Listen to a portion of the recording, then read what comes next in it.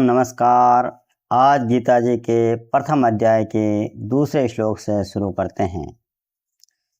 संजय जी राजा धृतराष्ट्र से कहते हैं कि उस समय वज्रव्यूह से खड़ी हुई पांडव सेना को देखकर राजा दुर्योधन गुरु द्रोणाचार्य के पास गया और यह वचन बोला। दृष्ट्वा तो पांडवानीकं व्यूढ़ं दुर्योधनस्तथा आचार्यम् उपसंगम्य राजा वचनं ब्रवीत्। पश्येतां पांडुपुत्राणाम् आचार्यं महतीं चमूं व्यूढ़ां द्रुपदपुत्रेण तव शिष्येण धीमता। अत्र शूरा महेश्वासा भीमार्जुन समायुधि योधानो विराटश्च द्रुपदश्च महारथ। धृष्टकेतुश्चेकितानः काशीराजश्च वीरवान् पुरोजित कुन्ती भोजश्च सव्यश्च नरपुङ्गवः। युधामन्युश्च विक्रान्त उत्तमौजाश्च वीरवान् सौभद्रो द्रुपदेयाश्च सर्वैव महारथा।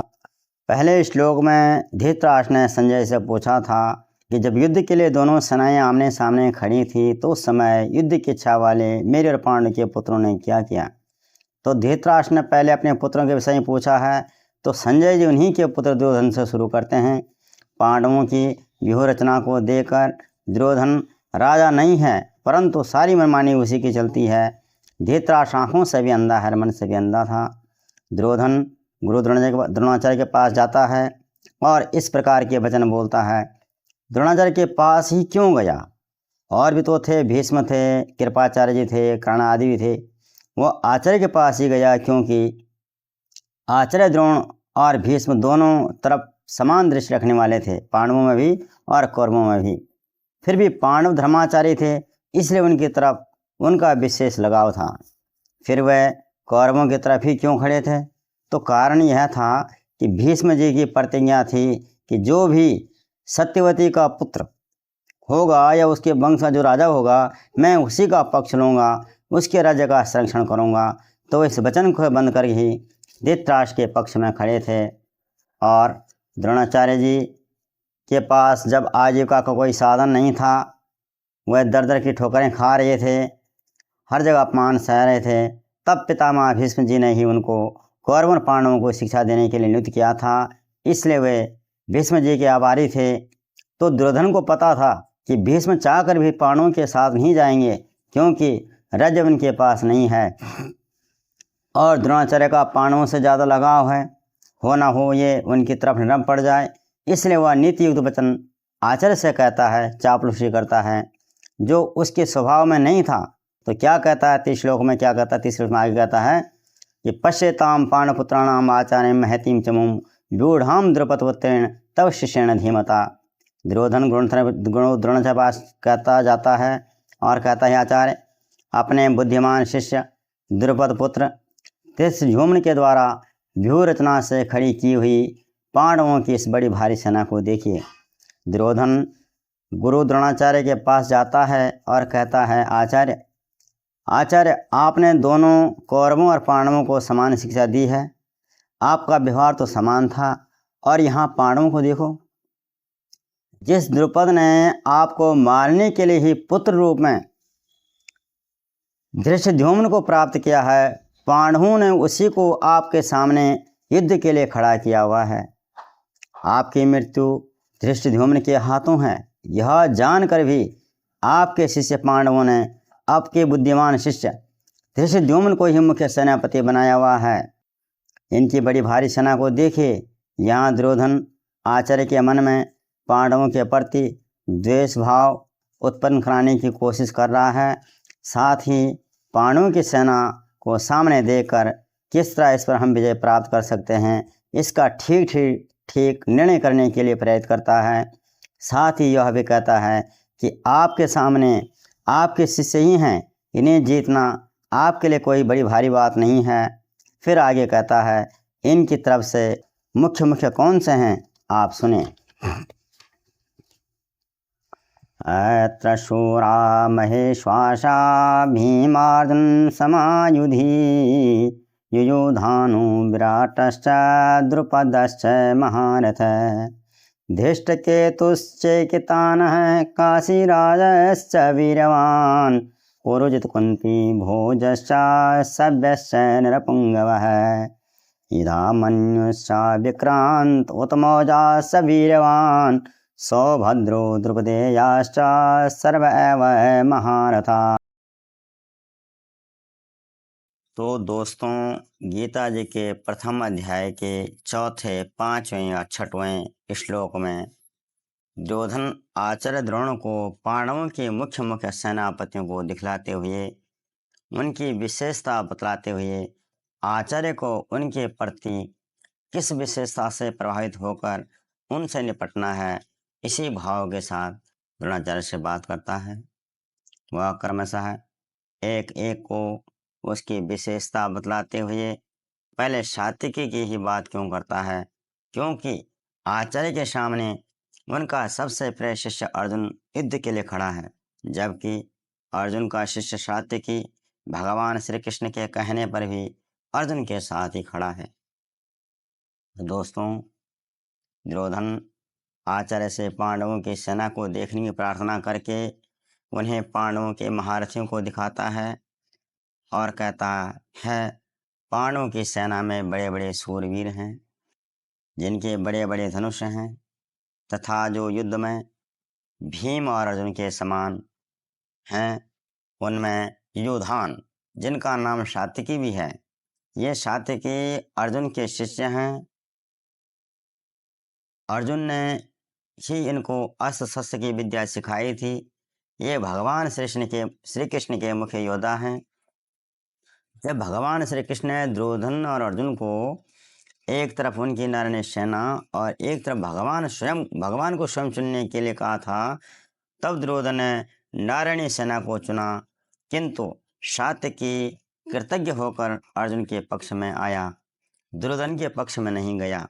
आप देखिए, आपने अर्जुन को वरदान दिया कि तुम्हारे समान संसार में कोई धनुर्धर न हो, और वहीं आपके विपक्ष में खड़ा है, वही आपके विपक्ष में खड़ा है, जबकि उसका शिष्य युयुधान कृतज्ञ होकर उसके साथ खड़ा है।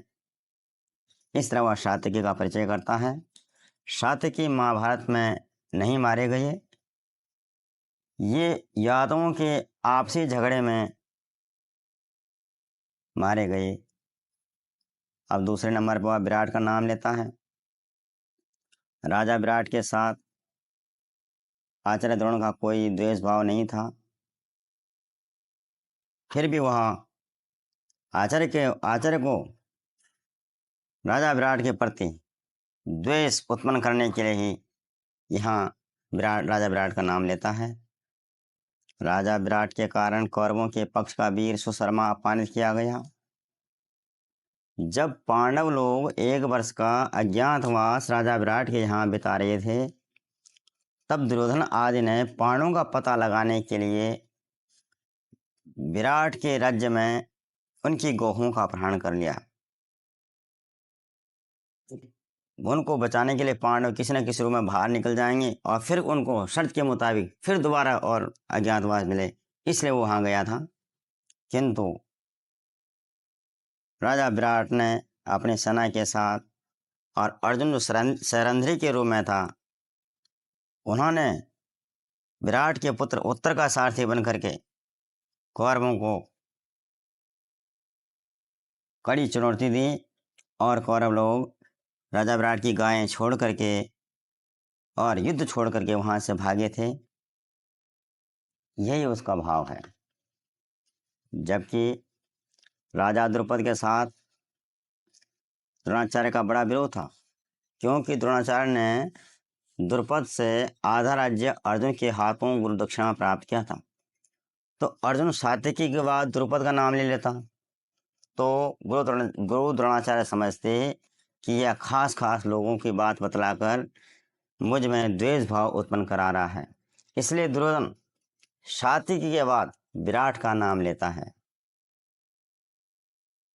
तो इस राजा विराट अपने पुत्र उत्तर, श्वेत और संग के सहित महाभारत के युद्ध में ही मारे गए। अब वो तीसरा नाम द्रुपद का लेता है।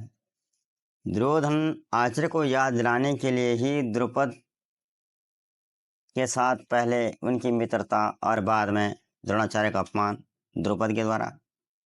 कहानी यह है कि गुरु द्रोणाचार्य और द्रुपद बचपन में गुरुकुल में साथ साथ पढ़ते थे। दोनों गहरे दोस्त थे। एक बार द्रुपद ने द्रोणाचार्य से कहा कि जब मैं राजा बनूंगा तो अपने राज्य का आधा भाग तुम्हें दे दूंगा। समय के साथ द्रुपद राजा बन गया और द्रोणाचार्य निर्धन ब्राह्मण। एक बार उनके पुत्र अश्वत्थामा आटे का घोल दूध समझकर पी रहे थे और दूसरे बच्चे उस पर हंस रहे थे। जब द्रोणाचार्य ने यह देखा तो उन्हें अपनी व्यवस्था पर बड़ी दया आई। उन्होंने कहा, चलो मेरा दोस्त राजा द्रुपद है, मैं उससे कुछ गाय वाय ले आऊँगा जिससे मेरे बच्चे का पालन पोषण हो सके। तो यही विचार कर अपने द्रोणाचार्य जी द्रुपद के यहाँ गए। द्रुपद के महल में गए और कहा, मेरे मित्र, क्या तुम्हें याद है मैं तुम्हारा बचपन का दोस्त हूँ। द्रुपद ने द्रोणाचार्य का अपमान करते हुए कहा कि मैं राजा हूँ और तुम भिखारी, तेरी और मेरी मित्रता कैसी। अरे बचपन की बात तो बचपन में है। तो द्रोणाचार्य वहां से निकल पड़े। उन्हें बहुत बुरा लगा और परिणाम स्वरूप अपने अपमान का बदला लेने के लिए उन्होंने जब कौरवों और पांडवों को शिक्षा दीक्षा दे दी और गुरु दक्षिणा मांगी तो कहा कि मुझे द्रुपद का आधा राज्य चाहिए। तब अर्जुन ने राजा द्रुपद पर चढ़ाई कर दी और उसको बंदी बना करके गुरु द्रोणाचार्य के सामने ला दिया। तब द्रोणाचार्य ने कहा कि तूने तो मित्रता तो नहीं निभाई, लेकिन मैं मित्रता निभाऊंगा। तूने कहा था कि आधा राज्य तेरा आधा राज्य मेरा, इसलिए आज से आधा राज्य मैं तेरे को दे रहा हूँ और आधा राज्य मैंने ले लिया है। तू मित्रद्रोही है लेकिन मैं नहीं हूँ। तो ये इस तरह से द्रुपद की कहानी है। ये महाभारत युद्ध में द्रोणाचार्य के हाथों ही द्रुपद की मृत्यु हुई। चौथा नाम हुआ धृष्टकेतु का लेता है। धृष्टकेतु शिशुपाल का बेटा था जिसको भगवान श्री कृष्ण ने भरी सभा में अपने चक्र से मारा था। तो दुर्योधन कहता है कि द्रोणाचार्य देखो सही, यह धृष्टकेतु पिता के बैरी के पक्ष में ही खड़ा है। तो इस तरह से धृष्टकेतु का नाम लेता है। यह भी द्रोणाचार्य के हाथों ही महाभारत के युद्ध में मारा गया। पांचवा नाम वह लेता चेकितान। चेकितान यादवों के सेना का हिस्सा थे, किंतु इन्होंने भी दुर्योधन का साथ न दे करके पांडवों का साथ दिया, इसलिए दुर्योधन उनसे चिढ़ा हुआ था। तो चेकितान भी युद्ध में दुर्योधन के हाथों मारे गया। अगला नाम है लेता काशी राजस्य वीरवान। यह काशीराज बड़ा ही सूरवीर है और महारथी है। यह भी पांडवों की सेना में खड़ा है, इसलिए आप सावधानी से युद्ध करें। काशीराज भी महाभारत के युद्ध में मारे गए थे। पुरुजित कुंती भोजश्चा। पुरुजित और कुंती भोज ये दोनों कुंती के भाई हैं।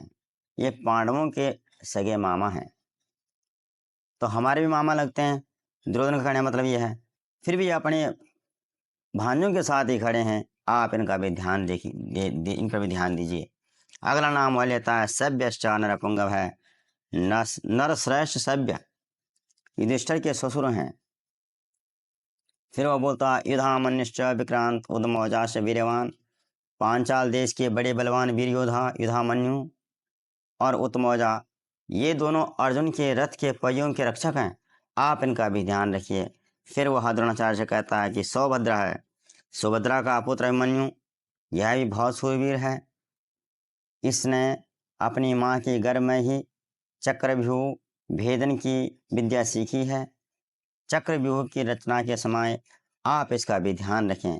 फिर वह बोलता द्रौपदेयाश्च, और द्रौपदी के जो पुत्र हैं युधिष्ठिर, भीम, अर्जुन, नकुल और सहदेव, इन पांचों के द्वारा द्रौपदी के गर्भ से क्रमशः युधिष्ठिर के प्रतिबिंध्य,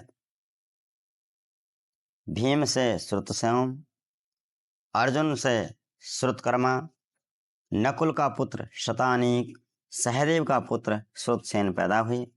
द्रौपदी ने भरी सभा में, मतलब दुर्योधन कहता है आचार्य से कि द्रौपदी ने भरी सभा में मेरा मजाक उड़ाया कि अंधे का अंधा ही है, अंधे का अंधा ही होता है, यह कहकर मेरा अपमान किया है। इसलिए इस द्रौपदी के पुत्रों को मारकर हमें अपना बदला लेना है। ऐसा वह आचार्य द्रोणों को उकसाता है। सर्व एव महारथा, ये सभी महारथी हैं, शास्त्र और शस्त्र विद्या के प्रवीण हैं, और भी बहुत सारे योद्धा पांडवों की सेना में हैं। आप उन्हें देख लीजिए। तो दोस्तों, अब हम 7वें श्लोक शुरू करते हैं।